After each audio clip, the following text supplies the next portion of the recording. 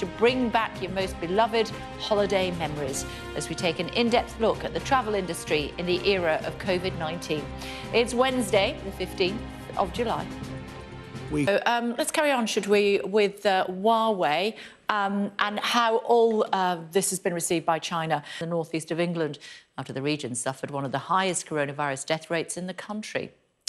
Dr. George Ray, the chair of the British Medical Association's North East Regional Council, is with us now. Hello to you. Thank you for joining us this morning, Doctor. Why has the North East suffered disproportionately, do you think? I think the localised lockdown help? I think at the present time, since the NHS advised hospitals to begin cancelling non-emergency surgeries as the country battled with the peak of the coronavirus pandemic. Though many so-called routine procedures are now being penciled in once again, some families are still in limbo, with the emergency NHS measures having led to around 500,000 operations being postponed. Our health correspondent Ashish Joshi reports. Joining us now is Nicole Goff, whose scoliosis surgery has been delayed. Hello to you, Nicole. Thank you for joining us. Tell us about scoliosis and the challenges that it creates for you. For people who love to travel, the COVID-19 pandemic has presented obvious problems. If you could only choose just one place in the whole world where you would settle on as being your favourite view, do you have one? Your favourite view? That's what Condé Nast Traveller is asking, one of 21 questions they've been putting to their readers. Your favourite view? Mine would be in the African bush overlooking the plains and maybe seeing, I don't know, a couple of lions there or a rhino at a watering hole.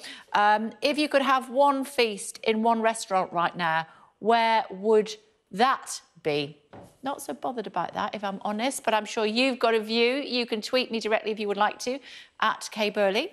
Another one of the 21 questions, a great little place away from the crowds. That would be somewhere in the Cotswolds for me. What about for you? As I said, 21 questions put by Condé Nast Traveller, and the place you're most fixated on visiting next. And for me, that would be Bogota, which is where I was going to go the day after lockdown happened. So I couldn't.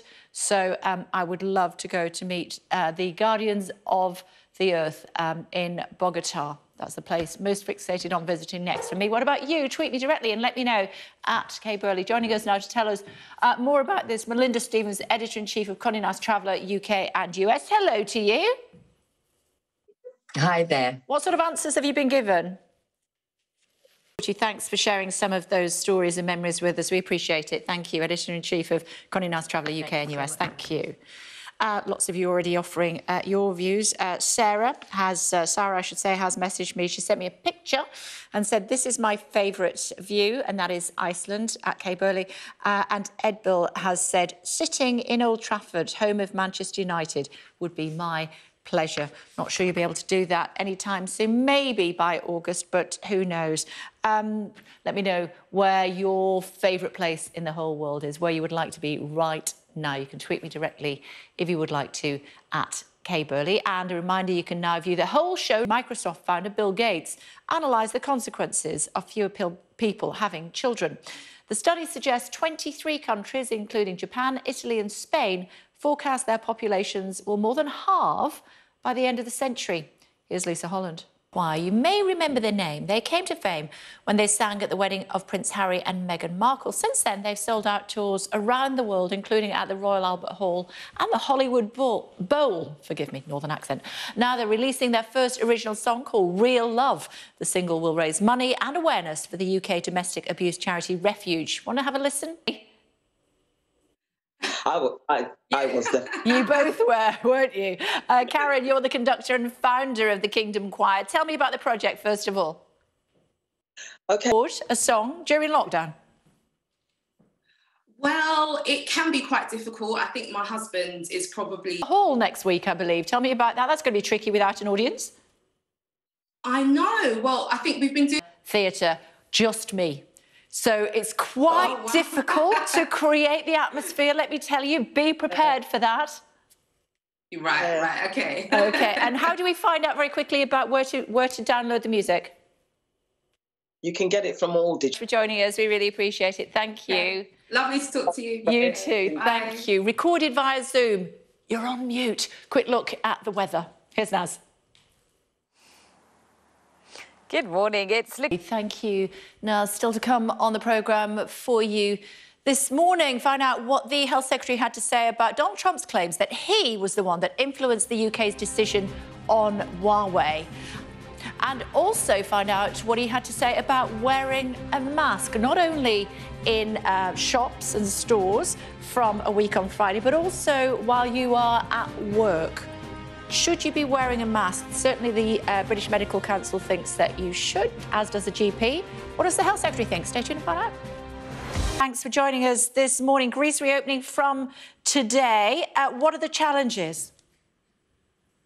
A lot of Brits are going to stay home this summer and try and staycation instead. I saw some of your pictures on your Instagram at the weekend, having a lovely time in a hotel here in the UK. Thank you. Thanks, Kay. Lovely to speak. You too. Have you ever been so frustrated during lockdown that you've just wanted to shout at the top of your voice? Well, I can tell you that if you go to Iceland, or you don't even have to go to Iceland, you can do it remotely. You can record something and you can send it, and it will be screamed at the top of your voice through the glaciers in Iceland, a little bit like this. She's the head of Visit Iceland. Hello to you, Sigrida. How did you come up with the idea? Well, thank you for having me. Very much. Thanks a lot for joining us. Thank you. Just hearing some breaking news for you. Detectives from the Police Service of Northern Ireland's major investigation team investigating the murder of Lyra McKee have arrested a 27-year-old man in Londonderry this morning under Section 41 of the Terrorism Act 2000. He has been taken to Musgrave Police Station in Belfast. I'm sure that that is a story that will be developing throughout the course of the day here on Sky. Coming up right now, though, it's Ian King live. Ian, what have you got for us today? Hello, Kate. Very much. Thanks a lot for joining us. Thank you. Just hearing some breaking news for you. Detectives from the Police Service of Northern Ireland's major investigation team investigating the murder of Lyra McKee have arrested a 27-year-old man in Londonderry this morning under Section 41 of the Terrorism Act 2000. He has been taken to Musgrave Police Station in Belfast. I'm sure that that is a story that will be developing throughout the course of the day here on Sky. Coming up right now, though, it's Ian King live. Ian, what have you got for us today? Hello.